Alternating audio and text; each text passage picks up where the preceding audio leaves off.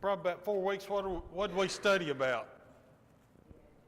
The Beatitudes. And if you had to define the word beatitude, what would it be?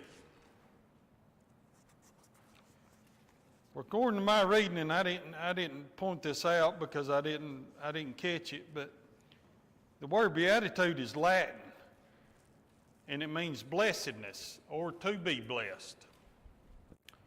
And the Beatitudes are very important because it re-emphasizes that even though we're going through bad times, that in a way, if we look at it right, it is a blessing to it. You know, blessed are the spirit, blessed those who mourn, blessed are the meek, those who hunger and thirst for righteousness, the merciful, the pure in heart, the peacemakers, and those who are persecuted because of righteousness. That's what we know as the Beatitudes, but there are actually 7 other Beatitudes in the Bible that nobody ever talks about because it comes from a book that nobody likes to go in and talk about. And it's in Revelations. There's actually 7 Beatitudes in Revelations that aren't known as the Beatitudes, but it's the same thing. It's talking about being blessed because of blank. And that's what I want to talk about this morning, and we'll probably get through all 7 of these this morning because, you know, Revelations, again, people don't like to spend a lot of time in there because there's a lot of symbolism, and it can get confusing if you're not careful. But we want to briefly talk about these this morning because we just talked about what is known as the Beatitudes, which comes out of Matthew. So this morning we are going to be over in Revelation. If you want to start turning to Revelations there. And the first one comes from Revelations chapter 1 in verse 3.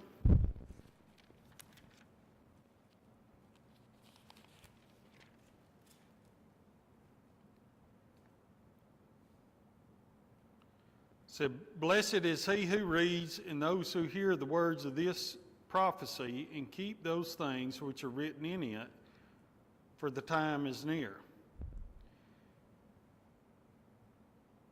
You know, that verse is talking about this prophecy, which is, what is Revelation? Who's the writer of Revelation? John's the writer of Revelation, right? And why is it called a revelation? Because it was things that God revealed to John in the last days when he was in exile, and he wrote about it, right? And again, a lot of it has a lot of symbolism and all, which we won't have to get into that this morning. But a lot of people skirt away from Revelation, but there's a lot of lessons in Revelation. But the verse says, blessed is he who reads and who hears the words of this prophecy.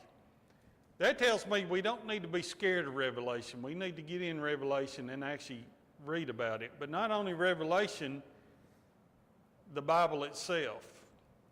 That we need to be able to go to it. We need to be able to read it and study it. And I don't want to sound like I'm trying to pound this in people's heads, because all y'all know that we need to read and study and apply it to our lives.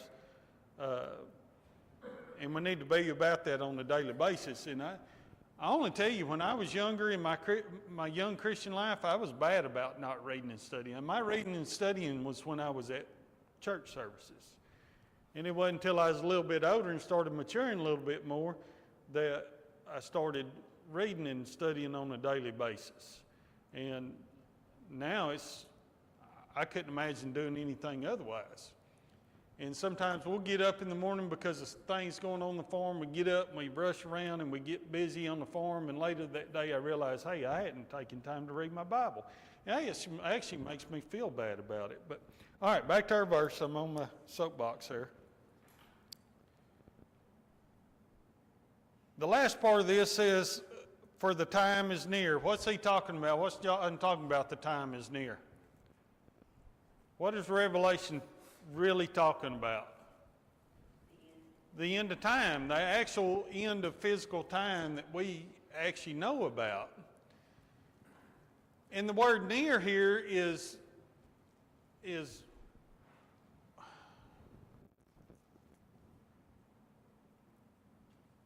when he says near, it's not near like we know about it.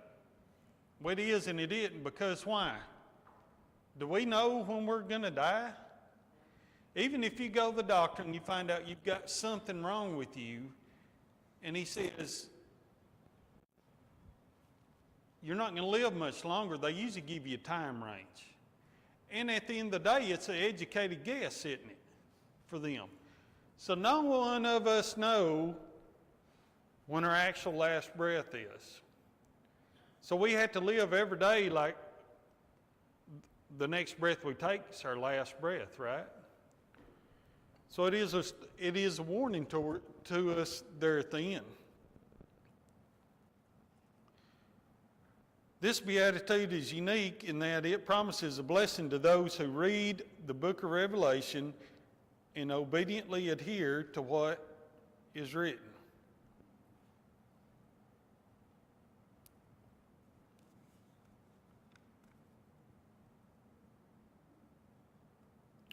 As darkness seeks to extinguish the light and life of Jesus upon earth, all of us will need to continually evaluate and elevate our eternal properties.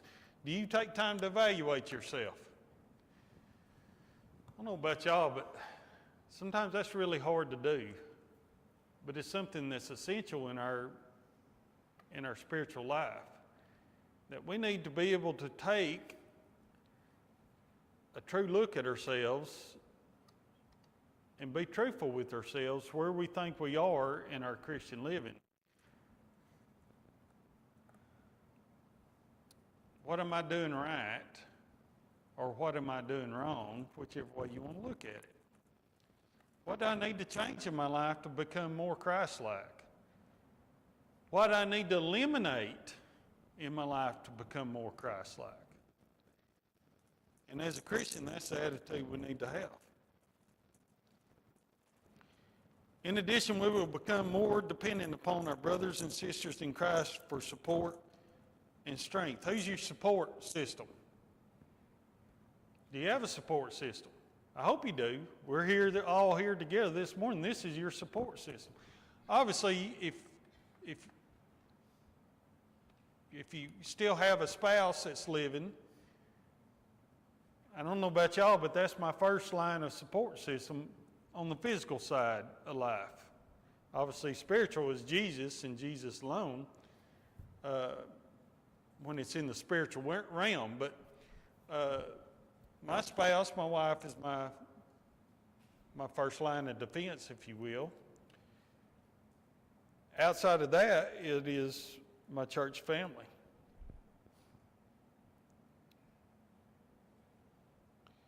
But be assured God will intervene, for he, according to Joel 2:28, will pour out my spirit on all flesh. Your sons and your daughters will prophesy. Your old men shall dream dreams. Your young men shall see visions. So the Lord Jesus is your support system. Next, turn to Revelations chapter 14.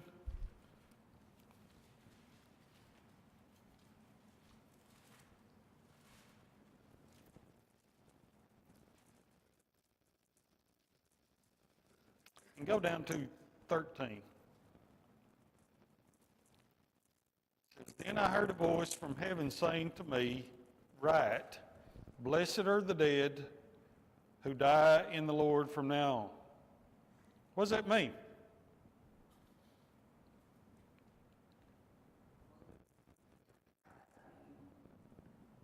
Live the life you need to live. You know, that's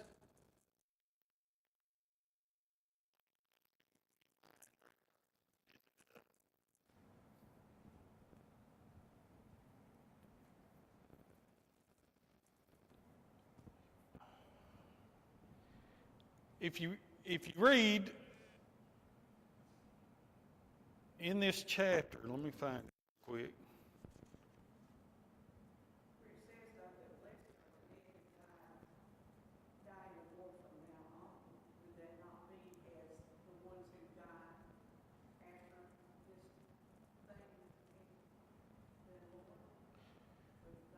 Yes, and it can mean a couple different things. Number one, obviously those that are known that are Christians, blessed are those when they do pass away, because prayerfully and hopefully they will go be with God. But also it's talking about, if you read through Revelations, and it talks about things continually to get worse and worse and worse for Christians, and it still happens in some countries nowadays. It's the physical death that you die in the name of Christ. And obviously when some of this was going on, it's a lot of symbolism. What was going on during this time?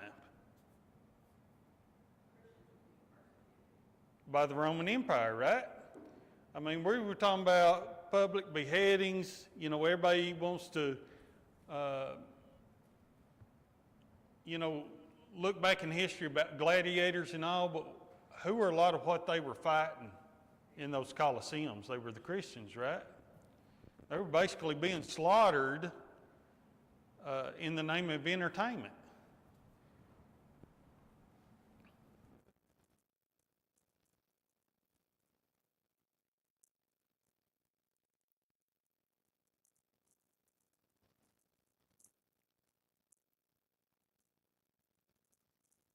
As life upon earth worsens, as sin and darkness permeates the hearts of those who reject Jesus, hatred and lies influences the behavior of those who are destined to an eternity in the lake of fire. Christians will die because of their faith. Some murdered, some beheaded, salvation.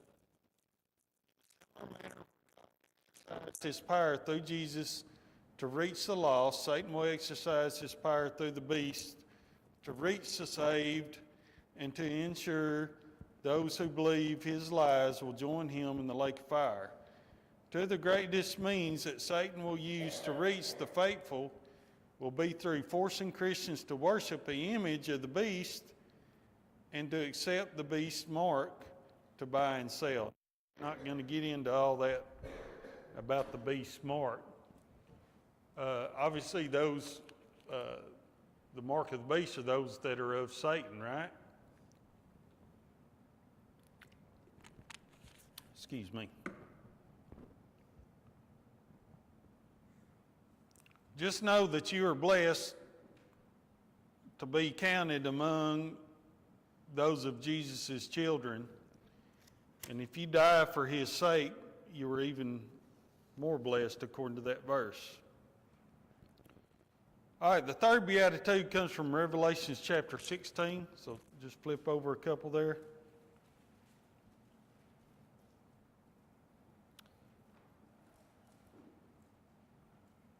In and go down to 15. And as you read this is going to be pretty familiar because there are some other verses that are similar to this in the Bible. In the New Testament it says, "Behold, I am coming as a thief. Blessed is he who watches and keeps his garments, lest he walk naked and they see his shame." Who is this who he is talking about? Those that watch. What are we watching for? Who's watching and what are they watching for? Do what? I'm sorry. Yeah, the return of Christ. So this is the Christians, those that are constantly watching. Now, if you go back to what I started talking about earlier, what are we going to be doing to be watching? What are we going to be watching for? Well, we're going to be watching out for Satan and his temptations. But what else are we going to be doing? We're going to be studying, right? Worshiping. We're going to be dwelling among the brethren. Jesus exhorts Christians to stay continually alert and prepared for his return, which will occur when not expected.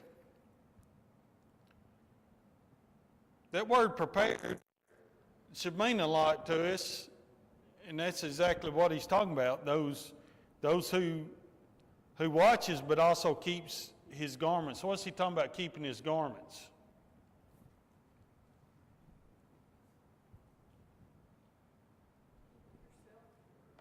Keeping yourself pure.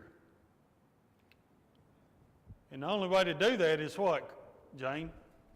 Live the Christian life, right? Now, that didn't ever say in there perfect, did it? No, because none of us are perfect. We realize that. And I'm not going to get off on that and revisit that this morning. But it talks about those who are striving to keep themselves pure, right, Jane? Striving.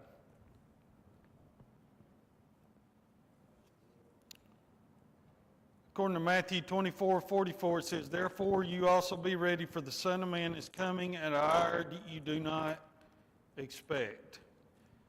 And Matthew 24:36 says, "But of that day and hour no one knows, not even the angels of heaven, but my Father only."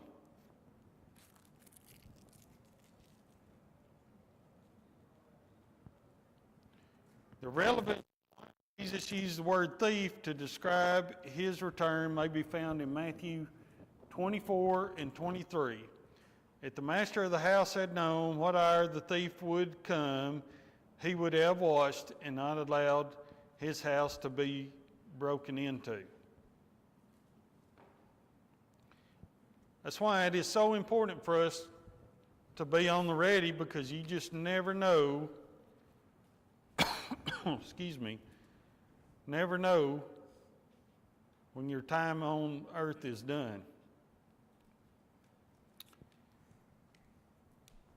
I don't know about y'all, but I spend a lot of time on the road. I know Darren does too. And it seems like it's quite frequent that I'm meeting a vehicle down the road. You know, they're coming at me and they cross the yellow line. I have that happen fairly often, and it just shows that you just never know when your time is up.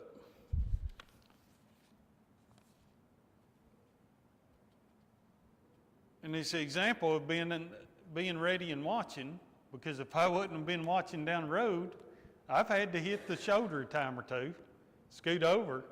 Thank goodness most people realize it, jerk back before I get to them. But if I wouldn't have been watching, we could have had a collision there.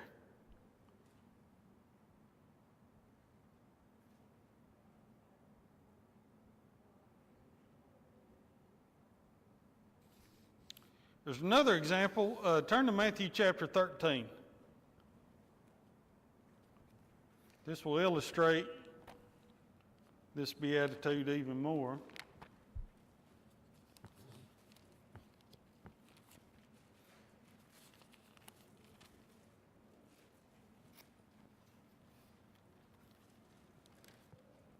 Go down to 24.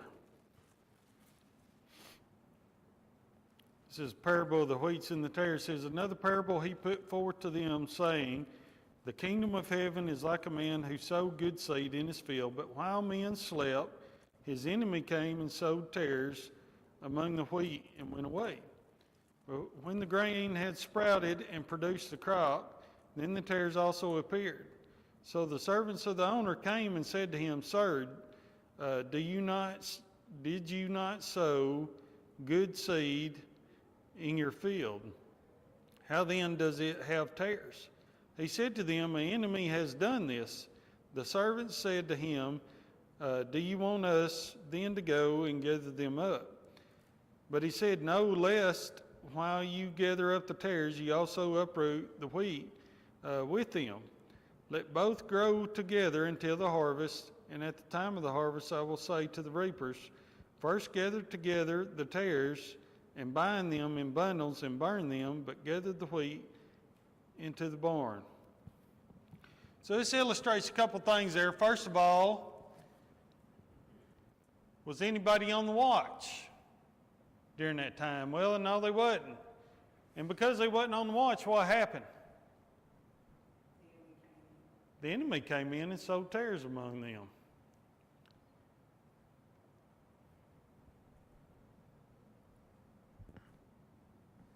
But it also illustrates to us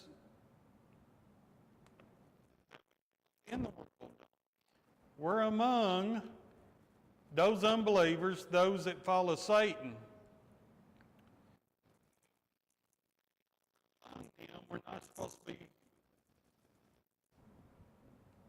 supposed to be with him. We're not supposed to join in that stuff.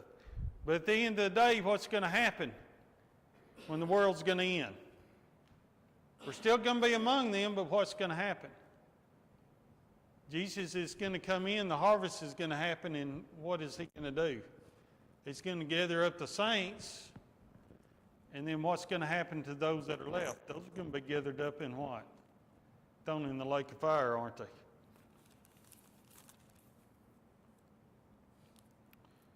All right, Revelations chapter 19 and verse 9.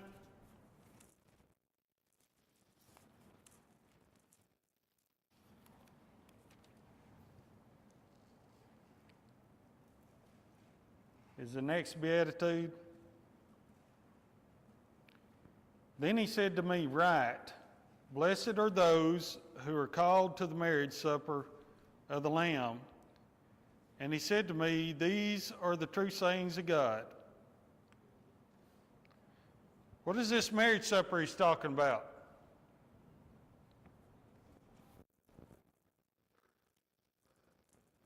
That's right. The church is Jesus' bride. There's a story in the Bible. It comes from Luke chapter 14, 16 through 24. Anybody know what that is without looking? Believe me, I didn't either. Great feast. It says, a certain man gave a great supper and invited many, and sent his servant at supper time to say to those who are invited, "Come, for all things are now ready." But what happened when he went out? I got it. The story started. What happened? Yeah, they were making excuses, aren't they? And so the servant come back and said, "Master, all these people making excuses. What do you want me to do?" What did he do? Send them out into the Highways and byways, wherever. And then those come to the supper, didn't he? What's this story illustrate for us? Several things.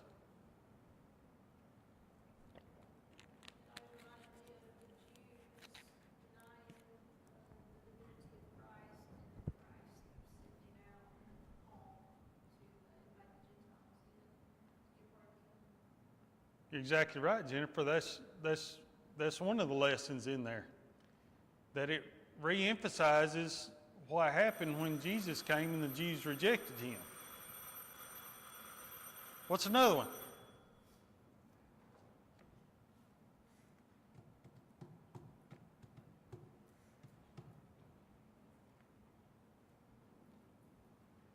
Is there going to be any excuse in heaven? When you go before the judgment seat, is there going to be any kind of excuse? Nope. He's just going to move on.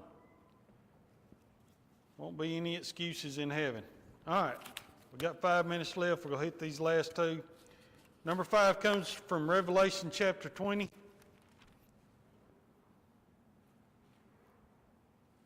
Go down to verse 6 is, "Blessed and holy is he who has part in the first resurrection.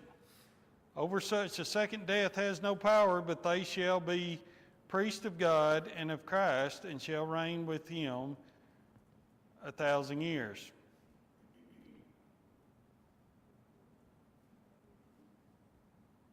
What's this second death he's talking about? The eternal death, that if we don't obey Christ and do what he says, we're going to die a second time, which is a spiritual death.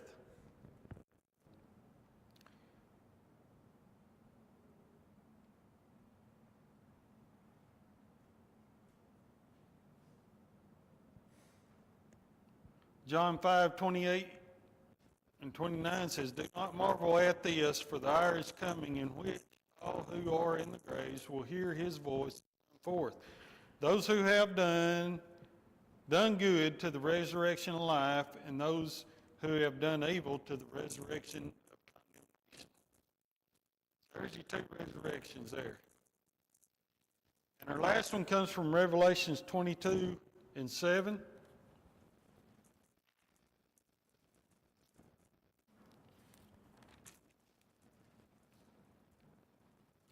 It says, "Behold, I am coming quickly. Blessed is he who keeps the words of the prophecy of this book." What does it mean when he says, "Behold, I am coming quickly"?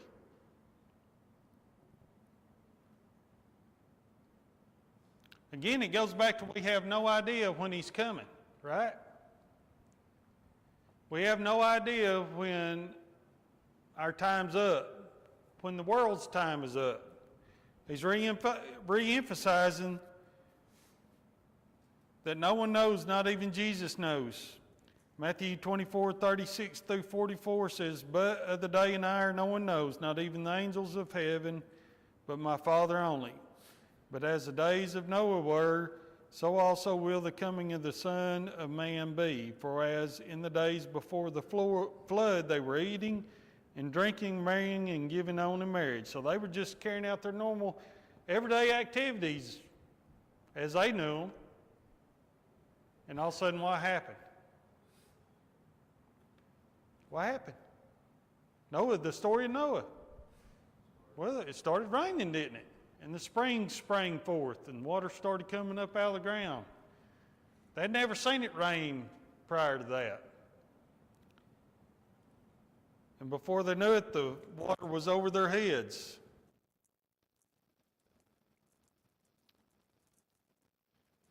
And last, number 7, comes from Revelations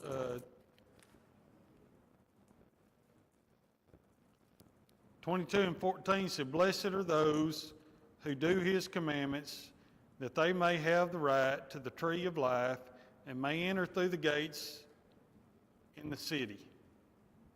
What's this tree of life he's talking about? He's talking about the eternal life, isn't he?